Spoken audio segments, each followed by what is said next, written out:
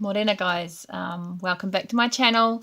Today I'm doing a two-part video about living pain-free with gallstones. Now all these, hopefully I'll be able to flick these around the right way when I load this video up. So living pain-free with gallstones. If you don't know my story, I was diagnosed about 6 weeks ago as having a gallbladder filled with multiple gallstones. So down below you'll see my gallbladder pic from the ultrasound, and pardon me, it's actually quite a unusual pic because it doesn't look like a gallbladder. It has a little kind of weird arm sticking off the side, and I can't see any gallstones. However, apparently there are so many that you can't see them. There's just like a solid wall of gallstones.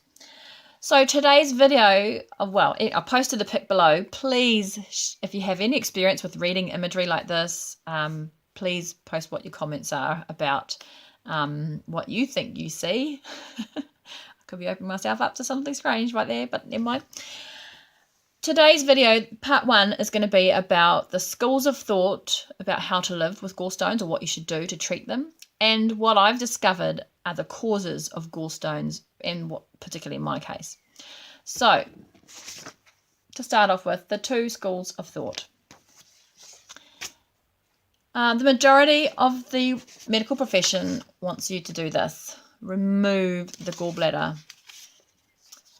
I don't want to remove my gallbladder. I don't want to have surgery. So that's actually not an option for me yet. However, I'm not ruling it off the table. If things go badly, I will get the surgery. I know people who have had their gallbladder removed and have had complications as a result. And the reason for that is because, and I'll let you know a bit more about the causes of gallstones, but the reason for that is that it's not the gallbladder that is at fault when you have gallstones. It's actually your liver and the bile itself. So the other school of thought is kind of a more natural approach, and that is about doing a cleanse, or living in such a way that you cleanse your liver and your gallbladder. But this one here also talks about having a flush. A gallbladder flush, Google it. It's very interesting. There are lots of really weird YouTube videos about this. And I was tempted to do a flush in my first couple of days of being diagnosed. However, after doing a bit more research, I've decided against it, just mostly because I don't know how big or small my gallstones are. And if they decide to travel, this combination of Epsom salts and oil and citrus juice, grapefruit juice, I'm sure does wonders for your liver from what I've seen. But I don't know how my bile duct can be relaxed from being this tiny thing to something much bigger to fit out a larger gallstone. So I don't want to cause myself any unnecessary pain. Thank you very much. So I've not done that, but I have gone down that side of doing things like holistically, and I'll talk about that in my next vid. But the next thing I'm going to talk about in this vid is about the causes of gallstones. The number one cause, the most common cause of gallstones, is cholesterol. And I've never had high cholesterol. I started having babies 13 years ago, and my last baby was born just over 3 years ago. And my blood, as a mum, when you're pregnant, you have tons and tons of blood tests, and I've always had good blood pressure, good cholesterol, no diabetes. I've always been pretty healthy. So what in the heck has happened to cause me to have these issues with my gallstones and gallbladder? Eggs. For me, eggs is what's a source of cholesterol, particularly the yolk. But last year I was doing a keto diet, kind of keto-esque, where I was eating in a carb cycling way. So I'd have some carbs on some days and no carbs on other days. And the keto and the paleo diet talk about how, waiho te carbs, leave the carbs there and eat the fats, eat the healthy fats. I didn't do enough research, and I was basically eating all fats and eggs for breakfast every single day, pretty much.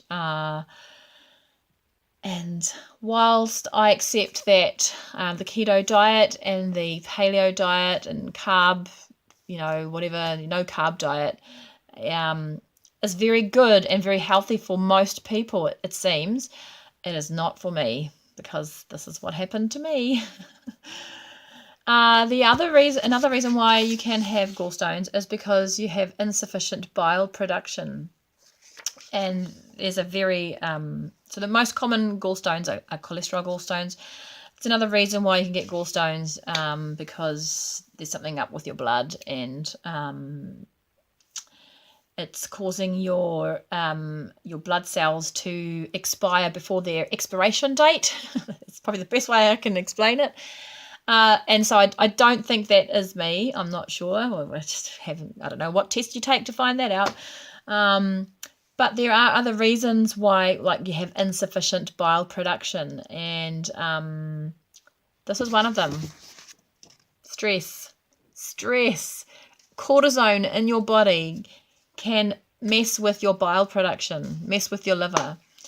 So I've been stressed a lot in the last 3 years, and that could be a reason why, I had postnatal depression. My mum passed away. I was a bit down about that. I was in a very highly stressful position as the chair of our board of trustees, going through quite a tumultuous kind of phase of the school.